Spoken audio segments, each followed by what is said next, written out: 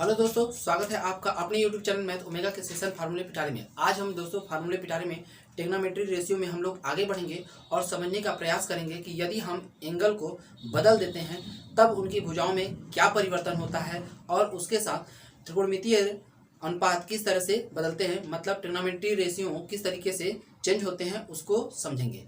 आइए दोस्तों समझने का प्रयास करते हैं। यदि हम राइट एंगल ट्रायंगल ये ले लेते हैं, ठीक है दोस्तों, तो हम अच्छी तरीके से जानते हैं ये ए है और ये बी है और ये सी है। यह हमारा एक राइट एंगल ट्रायंगल है और एंगल बी पर हमारा राइट एंगल है, ठीक है दोस्तों, मतलब समकोण। अब ध्यान दें कि राइट एंगल के ठीक सामने वाला जो साइड होता है, मतलब जो भुजा होती है, हम उसे हाइपोटेनस बोलते हैं, जिसे हम हिंदी में कर्ण के नाम से जानते हैं, ठीक है दोस्तों। और यदि हम एंगल सी लेते हैं, क्योंकि इससे पिछले वाले फार्मूले में हमने आपको बता दिया था कि हमने एंगल ए को कंसीडर किया था, मतलब एंगल ए हमने लिया था। लेकिन अब हम बात करते हैं एंगल सी। तो एंगल सी लेने पर हमारी कौन सी साइड क्या कहलाएगी उसके बारे में हम लोग जानेंगे। आइए देखते हैं। जैसे अब एंगल सी लिए तो हमने बताया था कि एंगल जैसे ही हम लेंगे तो उसके ठीक सामने वाली जो साइड होती है, मतलब अपोजिट साइड, हम उसको परपेंडिकुलर कहते हैं और जो रिमेनिंग साइड होता है उसे हम लोग बेस कहते हैं। जो हमारी रिमेनिंग साइड होती है हम उसे बेस कहते हैं, ठीक है दोस्तों। आइए समझते हैं। जैसे एंगल सी हमने लिया तो ठीक उसके अपोजिट साइड, मतलब जो सामने वाली भुजा होगी, उसे हम लोग परपेंडिकुलर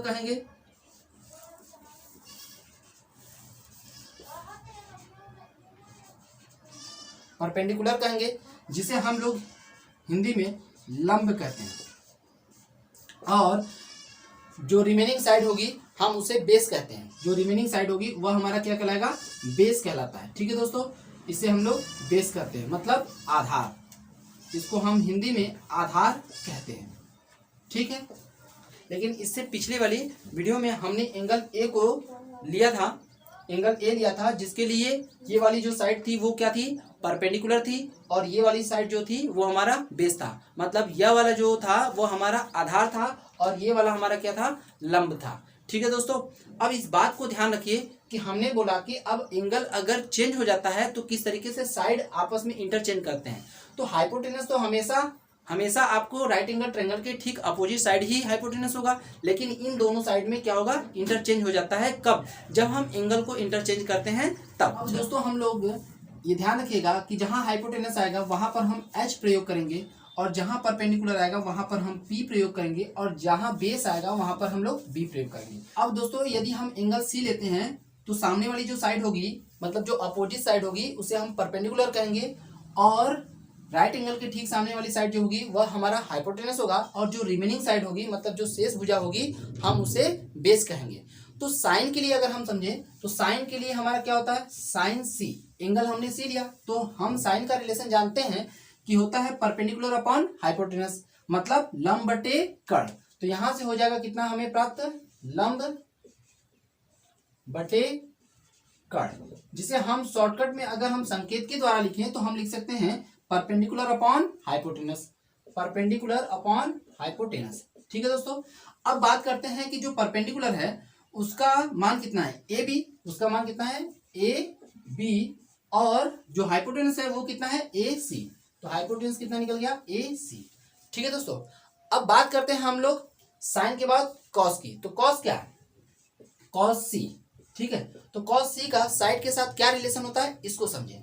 तो कॉस सी के लिए हमारा होता है बेस अपॉन हाइपोटेनस, क्योंकि एंगल ये है तो एंगल के लिए, इस एंगल सी के लिए यह भुजा, मतलब जो ये साइड है वो हमारा परपेंडिकुलर है, ये वाली साइड जो है वो हमारा बेस है, और ये वाली जो साइड है वो हमारा क्या है?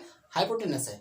तो इसलिए अगर हम cos c के लिए पढ़ेंगे तो ये होगा बेस अपॉन हाइपोटेनस, ठीक है। तो यहां हो जाएगा मतलब आधार बटा कर्ण, ठीक है। तो ये हो जाएगा हमारा आधार बटे कर्ण, ठीक है, जिसे हम लोग कहेंगे बेस, जिसे हम लोग संकेत में बेस अपॉन हाइपोटेनस लिखेंगे, ठीक है दोस्तों। अब अगर हम साइड को लिखें तो साइड कितना होगा? बेस। तो बेस हमारा कितना है? BC। ये हो गया हमारा कितना? BC। और जो अगर हाइपोटेनस की बात करेंगे तो ये कितना होगा? AC। हाइपोटेनस कितना होगा? AC। ठीक है दोस्तों, अब हम बात करते हैं कि साइन का हो गया, कॉस का हो गया, अब हम चलते हैं टैन की तरफ। तो टैन का क्या रिलेशन होता है साइड के साथ, उसको समझने का प्रयास करते हैं। ठीक है, आइए देखते हैं। तो टैन की बात करेंगे तो टैन सी, तो टैन के लिए जो रिलेशन होता है साइड का, वो अगर हम देखें तो टैन के लिए ये हमारा परपेंडिकुलर है और ये हमारा क्या है, बेस है। तो ये होता है परपेंडिकुलर अपॉन बेस, मतलब लंब बटे आधार। ठीक है, तो टैन के लिए क्या संबंध निकलता है, लंब बटे आधार। ये हो गया हमारा लंब बटे आधार। ठीक है दोस्तों, तो लंब कितना है, मतलब इसे हम लोग अगर संकेत में लिखें तो हम लिख सकते हैं perpendicular upon base, perpendicular upon base. ठीक है, तो परपेंडिकुलर कितना है, परपेंडिकुलर हमारा है ए बी, और बेस कितना है, बेस अगर देखें तो वो कितना है हमारा बी सी। ठीक है दोस्तों, तो बेस हमारा है बी सी। अब हम बात करते हैं साइन कॉस टैन तो हो गया। अब हम लोग बात करते हैं दोस्तों साइन के ठीक अपोजिट के। तो साइन का अपोजिट हम जानते हैं कि साइन का अपोजिट होता है कोसेक। ठीक है, तो कोसेक के लिए हम देखते हैं कि क्या रिलेशन होता है साइड का। आइए देखिए, तो कोसेक सी, तो कोसेक सी के लिए हम बात करेंगे तो ये होता है हमारा hypotenuse upon perpendicular, hypotenuse upon perpendicular, अर्थात कर्ण बटे लंब। तो यहां से कितना हो जाएगा हमारा, कर्ण बटे लंब। ठीक है दोस्तों, यहां से हो जाएगा हमारा कर्ण बटे लंब। इसका मतलब ये हुआ कि हम ऐसे बोल सकते हैं कि हाइपोटेनस अपॉन परपेंडिकुलर, तो हाइपोटेनस अपॉन परपेंडिकुलर। अब हम बात करें हाइपोटेनस कितना है, तो हाइपोटेनस हमारा कितना है ए सी, तो ये हो जाएगा हमारा ए सी, और परपेंडिकुलर की बात करें तो ये कितना होगा ए बी, तो परपेंडिकुलर कितना हो जाएगा ए बी। ठीक है दोस्तों, अब हम दोस्तों बात करते हैं कॉस के ठीक अपोजिट, इसका मतलब हुआ सेक की। तो सेक सी इक्वल टू होता है ठीक इसी का अपोजिट, इसका मतलब कर्ण बटे आधार। ठीक है, तो यहाँ कितना हो जाएगा हमारा कर्ण बटे आधार।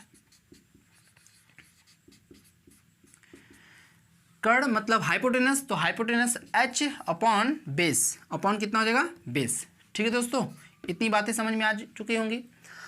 अब हम अगर इनका देखें कि साइड हाइपोटेनस है क्या, तो हाइपोटेनस कितना है भाई ए सी, तो ये हो गया हमारा ए सी। और बात करें हम बेस का, तो बेस कितना है बी सी, बेस कितना है बी सी। ठीक है दोस्तों, तो यहाँ से हमारा सेक का रिलेशन अब निकला, तो ए सी अपॉन कितना बी सी। अब आगे बढ़ें और समझने का प्रयास करें कि हम लोग टैन का रिवर्स है, जो टैन का रिवर्स होता है, ठीक है, वो होता है हमारा कॉट सी इक्वल टू। अब हम कॉट के लिए देखें तो साइड का क्या रिलेशन होता है उसके साथ समझे। ठीक है, तो यहाँ से हम देखेंगे तो ये टैन का ठीक अपोजिट होता है। तो टैन का अपोजिट, अब टैन होता है लंब बटे आधार, मतलब परपेंडिकुलर अपॉन बेस। तो यहाँ कितना हो जाएगा आधार बटे लंब, मतलब बेस अपॉन परपेंडिकुलर। तो यहाँ हो जाएगा हमारा आधार बटे लंब, अर्थात base upon perpendicular, base upon perpendicular. ठीक है दोस्तों, अब इस बात को ध्यान रखिए कि यहां अगर हम बेस की बात करेंगे तो बेस कितना है बी सी, और परपेंडिकुलर की बात करेंगे तो परपेंडिकुलर कितना है ए बी। ठीक है, तो यहां तक हम लोगों ने दोस्तों समझा। इससे पिछले वाले वीडियो में हमने आपको बताया था कि एंगल ए के लिए अगर हम बात करें, एंगल ए के लिए तो क्या साइड के साथ इसका रिलेशन था, इसको हमने अच्छी तरीके से समझा। इसमें हमने एंगल सी के लिए देखा कि साइड का क्या रिलेशन होता है इन सभी राशियों का।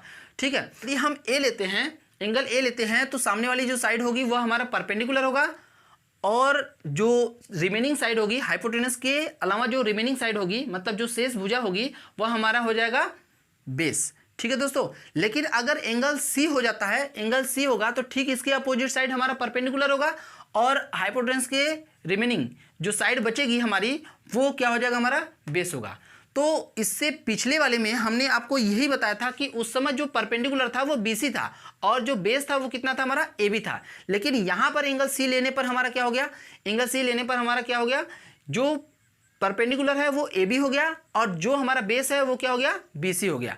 ठीक है, यदि इसको आपको अच्छी तरीके से जानना है तो इसे पिछले वाले वीडियो को देखकर फिर आप इसे वापस देखिए, तो आपकी कॉन्सेप्ट और अच्छे से क्लियर हो जाएंगे। ठीक है दोस्तों, तो इन सभी त्रिकोणमितीय रेशियो को, मतलब ट्रिग्नोमेट्री रेशियो को याद करने के लिए हम लोग एक छोटे से ट्रिक का इस्तेमाल करेंगे जिसको हम लोग अच्छे से याद कर लें तो हमारे लिए ये ट्रिग्नोमेट्री रेशियो याद करना काफ़ी आसान हो जाएगा। ठीक है दोस्तों, आइए हम लोग उसकी तरफ चलते हैं और समझने का प्रयास करते हैं। तो अब दोस्तों हम लोग इसे थोड़ा सा आसानी से याद रखने के लिए हम लोग क्या करेंगे कि एक छोटे से ट्रिक का इस्तेमाल करेंगे और उसके सहायता से हम लोग इसे याद कर सकते हैं। जैसे देखिए साइन सी, कॉस सी और टैन सी। अब हम क्या करेंगे, हम साइन सी के लिए क्या जानते हैं, परपेंडिकुलर अपॉन हाइपोटेनस। कॉस के लिए होता है हमारा बेस अपॉन हाइपोटेनस और टैन के लिए हमारा होता है परपेंडिकुलर अपॉन बेस। ठीक है दोस्तों, अगर हम इसे सम्मिलित रूप में लिखें तो कुछ हम इस तरीके से लिख सकते हैं P B P upon H H B.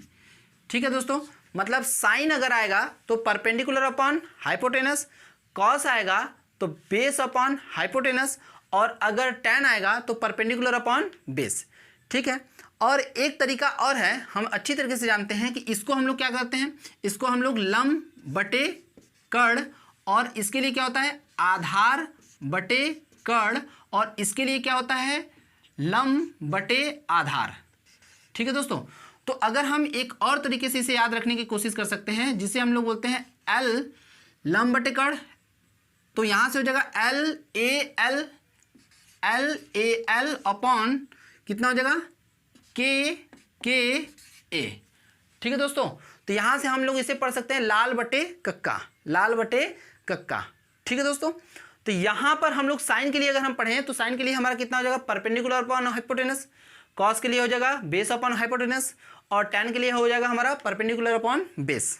ठीक, या हम इसे इस तरीके से बोल सकते हैं कि हिंदी मीडियम वाले बच्चे ज़्यादातर इस तरीके से याद करने का कोशिश करते हैं लाल बटे कक्का। तो लंब बटे कड़, आधार बटा कड़ और लंब बटे आधार। साइन रहेगा तो लंब बटे कड़, अगर कॉस रहेगा तो आधार बटा कड़ और टैन रहेगा तो लंब बटे आधार। इस तरीके से याद करते हैं। ठीक है दोस्तों, उम्मीद है कि आपको ये चीज़ें समझ में आ चुकी होंगी। अब दोस्तों हम इसके अपोजिट को भी हम ठीक इसी तरीके से याद करते हैं कि इसका अपोजिट हुआ तो हम किस तरीके से इसको याद रखेंगे।